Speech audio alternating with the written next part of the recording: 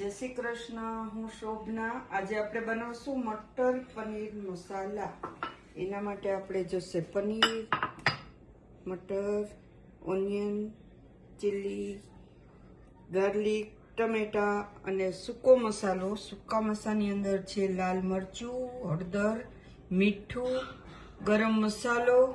આ બધો જ મસાલો આપણે પહેલા પલાળી દેશું અને ત્યાર પછી હું તમને ગ્રેવી કરી અને શાક કેવી રીતે બનાવશું એ હું તમને બતાવું છું। આપણે તેલ ગરમ કરવા મૂકી દઈએ છીએ વઘાર માટે। 2 પાવડા લીધું છે તેલ।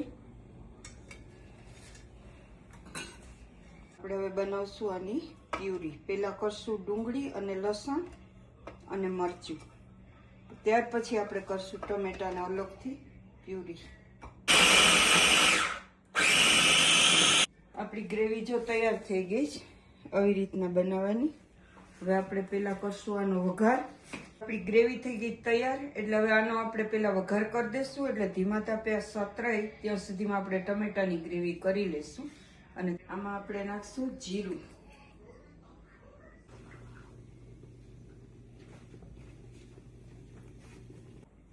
હવે જીરું આપણું થઈ ગયું છે એટલે એની અંદર આપણે ડુંગળી, લસણ અને આદુ ને મરચાની પેસ્ટ બનાવેલી છે એ આપણે પહેલામાં નાખી દઈશું અને એને આપણે સોતરશું ધીમા તાપે જ્યાં સુધી તેલ છૂટું ના પડે ત્યાં સુધી। અને આ જે આપણો સૂકો મસાલો છે એમાં આપણે પાણી નાખી અને પલાળી દીધું, જેથી કરીને આપણે મસાલો જ્યારે નાખીએ ને ત્યારે એ બળે નહીં। હવે આપણે આમાં નાખશું ટમેટા અને ટમેટાની પ્યુરી કરી લેશું।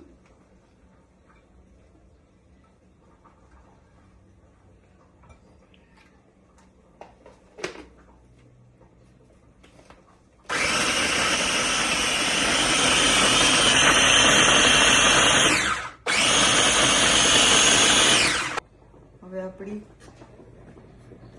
ગ્રેવી સોતરાય છે, આનો કલર ચેન્જ થાય ત્યાં સુધી આપણે એને કરવાની છે। આમાં આપણે થોડુંક નિમક નાખી દઈશું એટલે ડુંગળી છે એ બ્રાઉન થતા ઝડપ થાય।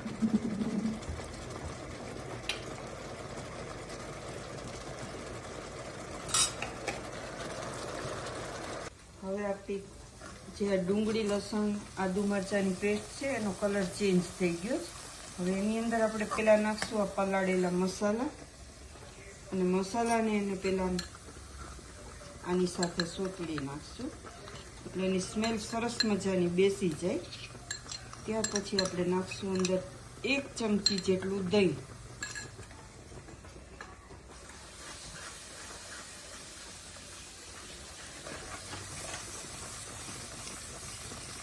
આમાંથી તેલ છૂટું પડે ને ત્યાર પછી આપણે દહીં નાખવાનું। ઓલમોસ્ટ આમાં તેલ છૂટું પડી ગયું છે। હવે એની અંદર આપણે નાખશું 1 ચમચી દહીં। દહીં નાખીને એને એકદમ મિક્સ કરી નાખવાનું, નહીં તો દહીં છે એ ફાટી જાય।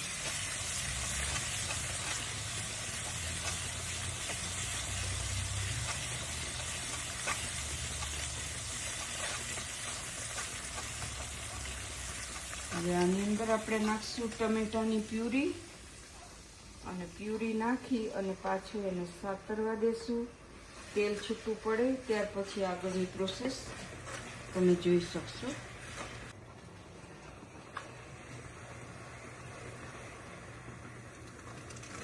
ગ્રેવીમાંથી તેલ છૂટું પડે ત્યાર પછી આમાં આપણે પાણી નાખશું। હવે આપણે ગ્રેવીની અંદર તેલ છૂટું થઈ ગયું, આપણી ગ્રેવી એકદમ ચડી ગઈ જો તમે। હવે એની અંદર આપણે નાખશું થોડુંક પાણી અને હવે ગ્રેવી ઉકળે ત્યાર પછી નાખશું એની અંદર આપણે વટાણા અને પનીર।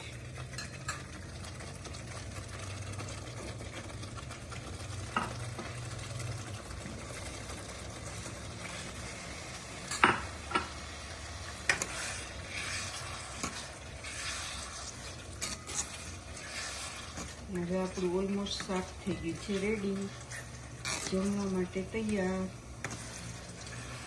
તો તમને કેવું લાગ્યું એ જોઈને બનાવજો।